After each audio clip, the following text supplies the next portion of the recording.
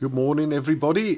Before I come round and take a seat, you can probably see some of the bikes I've got in the background there, and I'm going to talk today about why I've got so many bikes, why I need so many bikes, and what I should do with some of the bikes and so on. So I'm going to come round now and hopefully fill anyone in who's maybe interested in the subject. Right. Most of the bikes that you may have glimpsed in this workshop that perhaps don't turn a wheel at all do in fact run and can move under their own power. As an example, I've got 8 Triumph Tiger Cubs that run.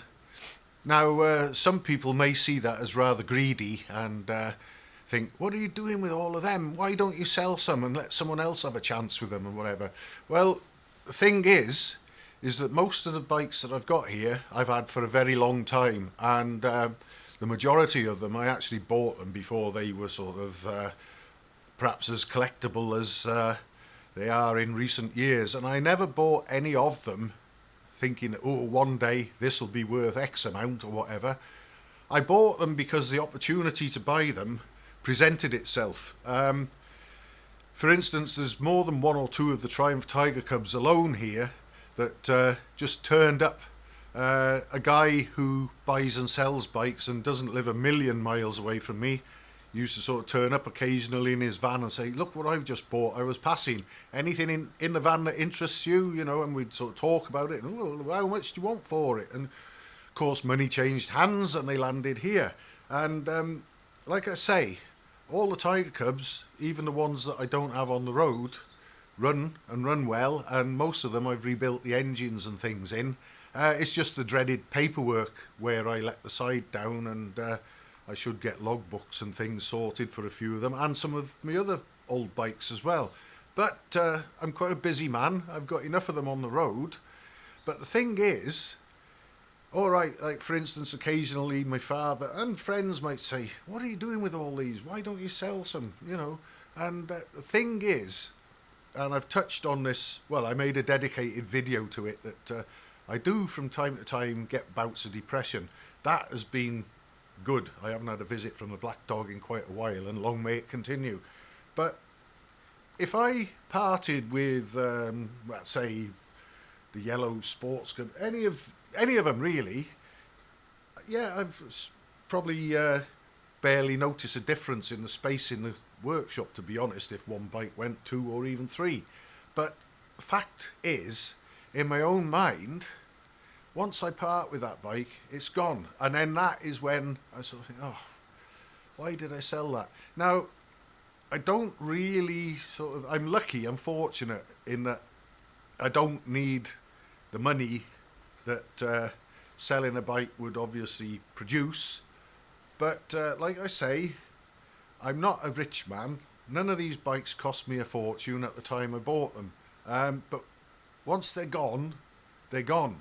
And I always feel like with the bikes that are waiting for me to do something with them in order to sort of put them on the road or get them completely functional or whatever, as long as they're here, alright, they haven't been touched in years, but as long as they're here, there's always the possibility that one day I might get the time and the inclination and spend that time on them and get them sorted. And the feeling when that's done is great, as with my silver Scrambles Cub replica, for example. I mean, that stood around gathering dust far too long, partly rebuilt, and I finally got my finger out and dealt with it, and I've had brilliant fun on it. It's great. And that is the thing with all these other bikes, the potential is there. When I walk in and see them, I don't think, oh God, look at all this lot that I've got to deal with. What I feel is that one day, somehow or another, I may just have the time and the energy and the money to sort another one of them out, and that'll be a little milestone.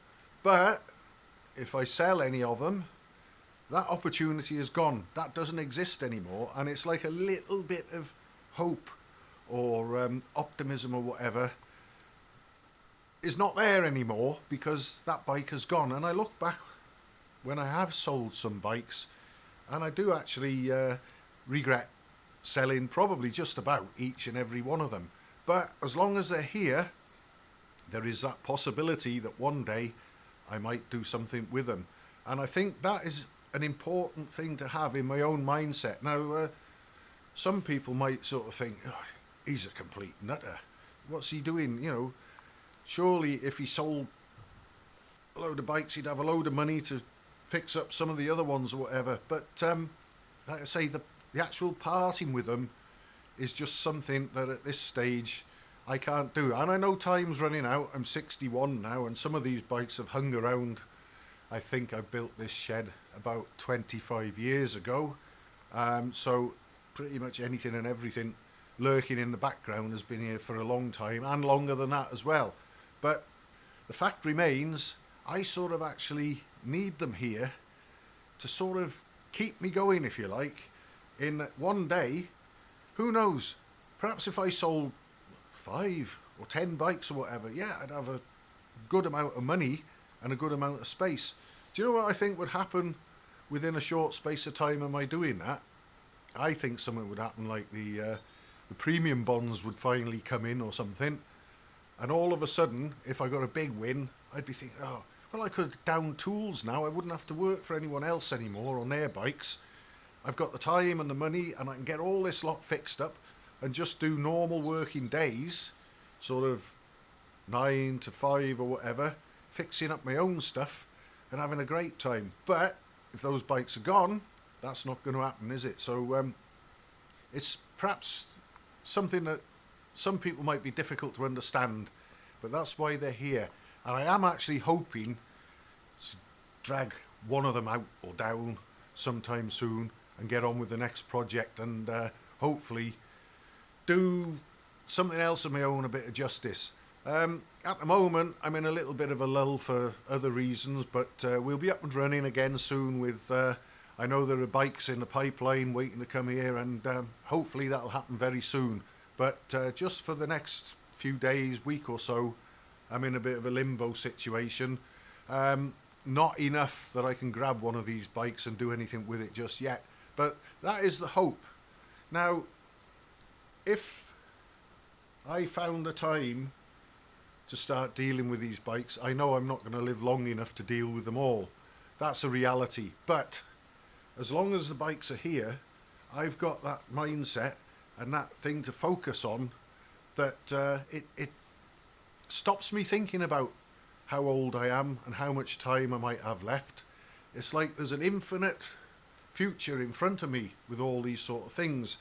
I'll have to live to be about 200 to deal with all this lot, but I like the idea that it might help me live longer, just sort of keeping the idea in my own head that yes, I've got all this to do, and somehow or another I'm going to find the time to do it. So that is why they're here, and hopefully perhaps we will get to see some of them dealt with soon, and I'll have new wheels to ride around on. I don't need to go far on any of my bikes anymore. We've got lovely roads and scenery locally, and it really does give me great pleasure just to take one of them out now and again and just do a couple of miles, even, as we've seen in some of my videos. I don't need to go to the other end of the country on them or anything like that. You know, I've got no great ambitions of doing a 2,000 mile sort of few days jaunt on the little Scrambles Cub or whatever, just to see if I and the bike can do it. But 10, 15, 20 miles, maybe a little bit more, can be a great day out on, or a few hours out, whatever, on any of these little bikes. But like I say, if they're gone, and if the bikes that could be made into machines that could do that sort of thing are gone, that prospect doesn't remain, and that, I think, would probably be quite a sort of blow to me. So I just hope that maybe that might sort of explain and give some sort of insight into why I certainly don't think of myself as a hoarder. I think of myself as owning pretty much all the bikes that I want to own.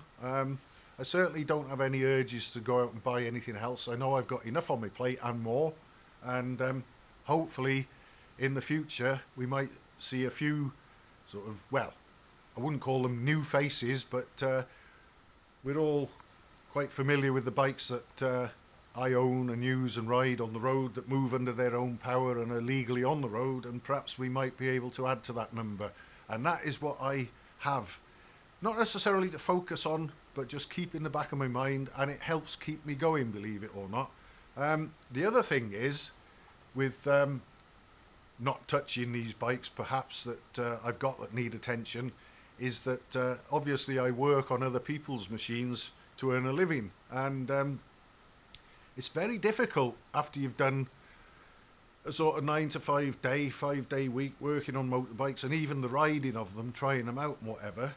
It's very difficult to get on something of my own and go out for a spin on it and or work on it or whatever, because unfortunately, and this is the one small downside of it, is it feels like I'm still at work. If I finish a working day, go in the house, have my tea and whatever, motorbikes, when I used to do other things to earn a living, were my hobby, and after tea I'd come out, if I was at home, come out to the shed and do a few hours on a bike, ride a bike around or whatever. But the problem with it is it does actually quite often feel like work. I enjoy my work.